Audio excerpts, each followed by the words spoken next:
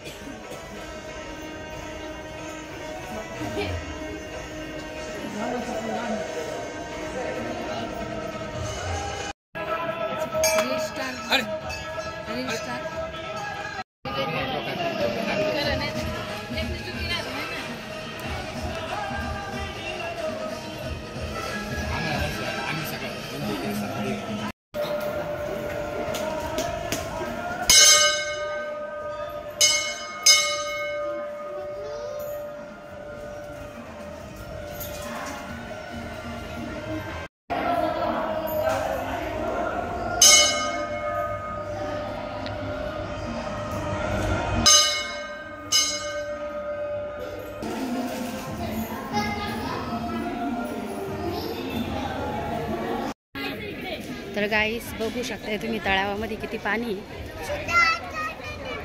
भरपूर पाणी. तर लहान पोरं जरा सांभाळून जपून, लहान पोरं तर शक्यता आणूच नका इथं.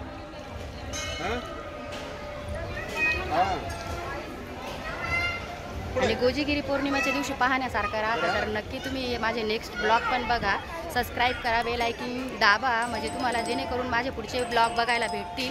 गोजीगिरी पौर्णिमेच्या दिवशी इथं खूप मोठं असं म्हणजे लांबून भाविक भक्त आलेले असतात. तर इतकं म्हणजे पाहण्यासारखं, रात्रभर जागे राहतात.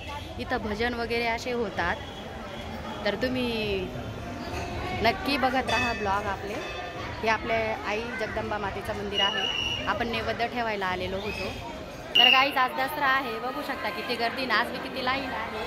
तर हे भरपूर लांबून लांबून भाविक भक्त येतात, तर त्यांचे खूप सहकार्य करतात हे दादा. आपल्यासारख्यांची बी खूप सहकार्य करतात, म्हणून खूपच धन्यवाद आहे दादा तुम्हाला.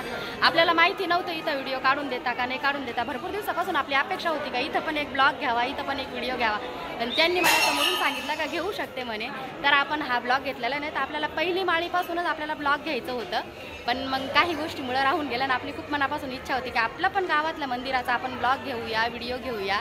तर आपला हा पहिला ब्लॉग आहे हा मंदिराचा. तर नक्की बघा भरपूर भाविक भक्त आलेले असतात.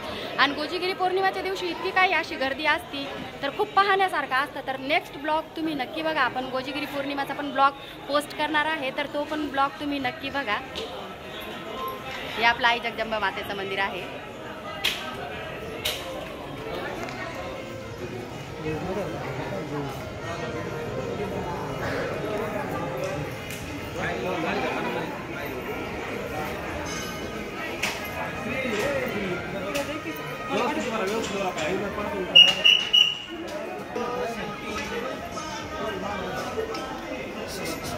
ये रे श्री इकडे बघा. इकडं कर ना तिरपा याच्या मागे उभा ना असा सगळी पुढं पुढं सर ना मध्ये दिवी आली.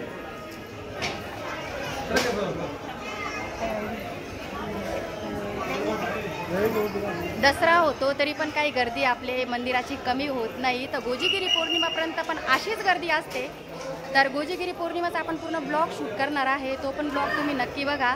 आणि आपल्या चॅनलला सबस्क्राईब आणि बेल आयकॉन दाबा, म्हणजे तुम्हाला नोटिफिकेशन पडतील.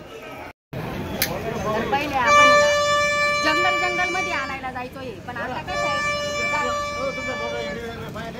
अरे बापरे, आपल्याला 10 रुपयाचं जास्त दिलेलं आहे यांनी.